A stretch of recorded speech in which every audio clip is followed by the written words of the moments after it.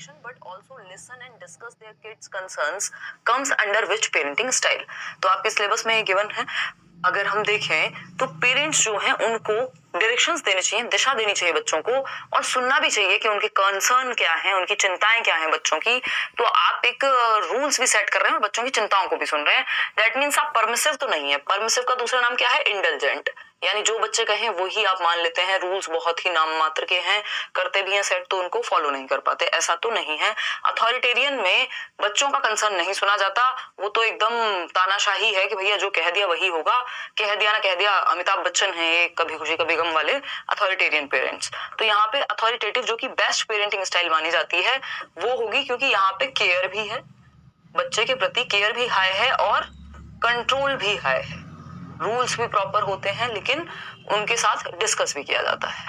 ठीक, नेग्लेक्टफुल पेरेंट्स को तो पता ही नहीं बच्चा कौन सी क्लास में पढ़ता है। ठीक, आगे बढ़ेंगे तो सी ऑप्शन होगा बिल्कुल सही। ये चार कुछ पेरेंटिंग स्टाइल्स हैं, इनको आप एक बार नजर मार सकते हैं इन पे। अगर हम देखें यहाँ पर अथॉरिटेटिव बेस्ट है इन सब में, टीचिंग स्टाइल में बेस्ट है डेमोक्रेटिक, और पेरेंटिंग स्टाइल में बेस्ट है अथॉरिटेटिव। ठीक है ना। तो अगर हम बात करें, अगर अथॉरिटेटिव नहीं होगा ऑप्शन में तो डेमोक्रेटिक होगा। समवॉट डेमोक्रेटिक ही होते हैं अथॉरिटेटिव पेरेंट्स। अथॉरिटेरियन की अगर हम बात कर रहे हैं ये बिल्कुल भी अच्छा नहीं है, ये तो डिसिप्लिनेरियन है या ये कंट्रोल फ्रीक्स हैं एक तरह से, है ना।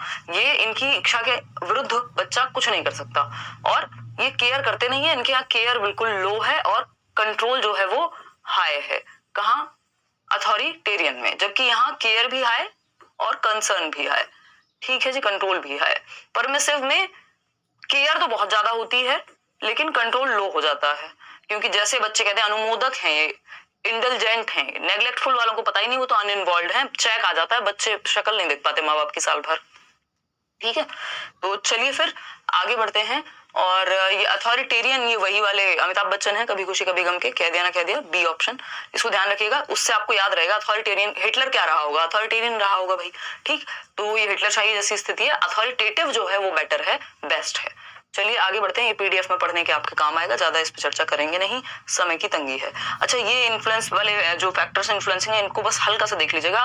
तो न्यूट्रिशन आपका इन्फ्लुएंस करता है, अर्ली स्टिमुलेशन, किस तरह की एक्टिविटीज बच्चों को कराई जा रही हैं, जैसे बॉल पे बैठ करके इसको हम एक्टिविटी करा रहे हैं। चाइल्ड रियरिंग प्रैक्टिस में आता है आपका, क्योंकि डायरेक्टली नहीं आपको दिखेगा, चाइल्ड रियरिंग प्रैक्टिस में आता है ये पेरेंटिंग स्टाइल्स, है ना। तो कौन सी चाइल्ड रियरिंग प्रैक्टिसेस हैं? तो आपको पता है अथॉरिटेटिव। तो ये सब क्या करते हैं? प्रभावित करते हैं आपके बच्चे के डेवलपमेंट को।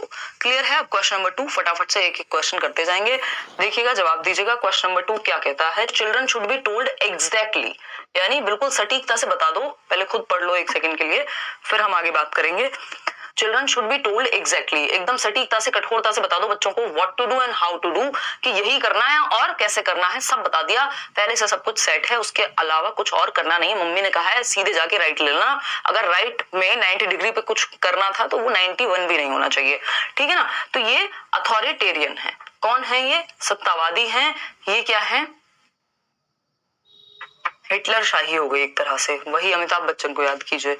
ठीक, चलिए आगे बढ़ते हैं, आगे बढ़ते हैं क्वेश्चन नंबर 3 पर, देखते हैं क्या पूछा है।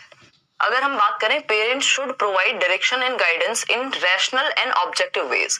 रैशनल यानी तार्किक तरीकों से, वस्तुनिष्ठ तरीकों से, यानी जो बात सही है वो सबके लिए सही है, ऐसा नहीं है मेरा पर्सनल बायस उसमें है। तो रैशनली और ऑब्जेक्टिव वेज में पेरेंट्स क्या करें? रियर करें, गाइडेंस दें, यानी ऑब्जेक्टिविटी है, तर्क है और रैशनल है वो बात, ऐसा नहीं है कि बस थोप दिया गया है। बताइए, जवाब होगा अथॉरिटेटिव, क्योंकि यहाँ पे रैशनल हो ना हो, बस जो कह दिया है वो कह दिया है, उस बात में कितना तर्क है कोई मतलब नहीं है। ठीक, आगे क्वेश्चन नंबर 4 है, parents should discuss the reasons behind their policies, यानी जो भी पॉलिसीज, जो भी रूल्स बन रहे हैं घर में कि रात को 10 बजे से पहले घर में आना है वापस, उनके पीछे के रीजंस।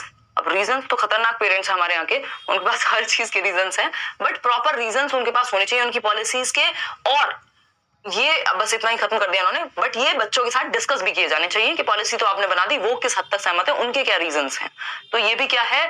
अथॉरिटेटिव है, कि रूल्स या रेगुलेशंस या पॉलिसीज जो घर में बनाई गई हैं, पेरेंटिंग स्टाइल कौन सी किसके अंडर ये आएगा, वो डिस्कस किए जाने चाहिए। बिना डिस्कस किए बन जा रहे हैं तो अथॉरिटेरियन हो जाएगा फिर वो।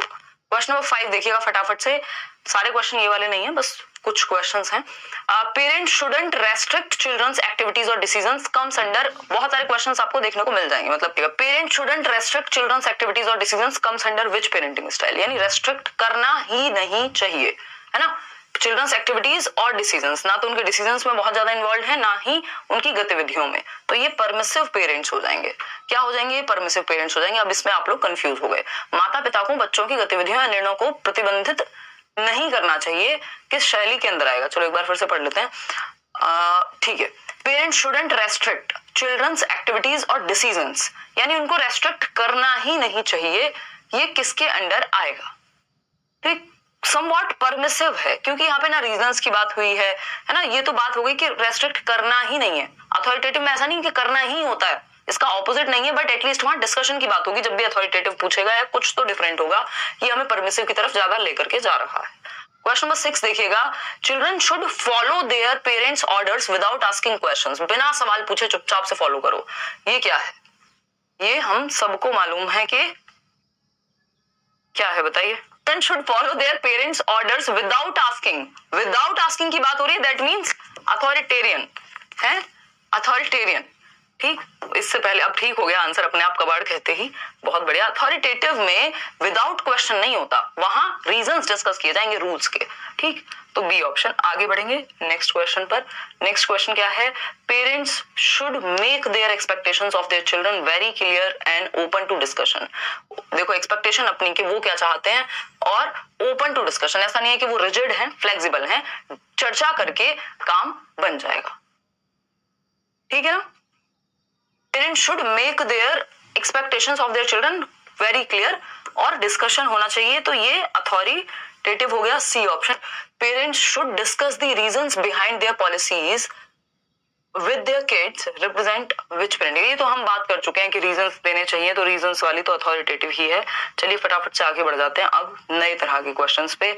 Social expectations from a person at a particular age is known as, यानी एक विशेष उम्र में, एक पर्टिकुलर उम्र में, एक निश्चित या एक विशिष्ट उम्र में एक व्यक्ति से सामाजिक अपेक्षाओं को क्या कहा जाएगा? यानी समाज आपसे एक्सपेक्ट करता है कि अब आप ये बॉटल उठा करके ना सिर्फ पानी पिए, इसको धुल भी लें जब जरूरत पड़े, तो ऐसा नहीं है कि बॉटल मम्मी लेकर के आ रही हूँ भर करके, ठीक, तो कहा जाएगा कितने खराब बच्चे हो भाई, है ना। तो ये क्या हुआ? सोशल एक्सपेक्टेशन हुई।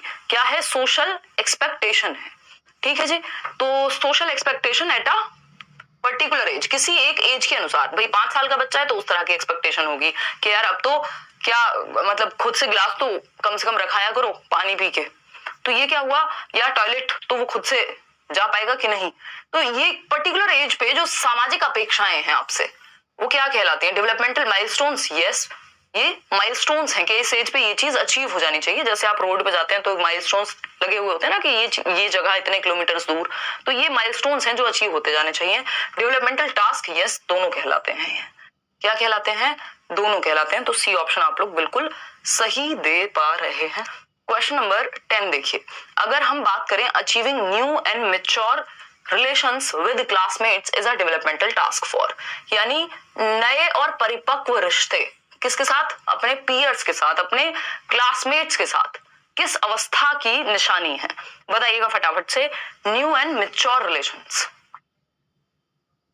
से जवाब दीजिएगा। इस तरह के क्वेश्चंस आपको पेपर में फंसाएंगे। क्यों? क्योंकि ये ऑप्शंस, और इस तरह के ऑप्शंस आ रहे हैं आजकल, है ना, नया ट्रेंड है। क्या है?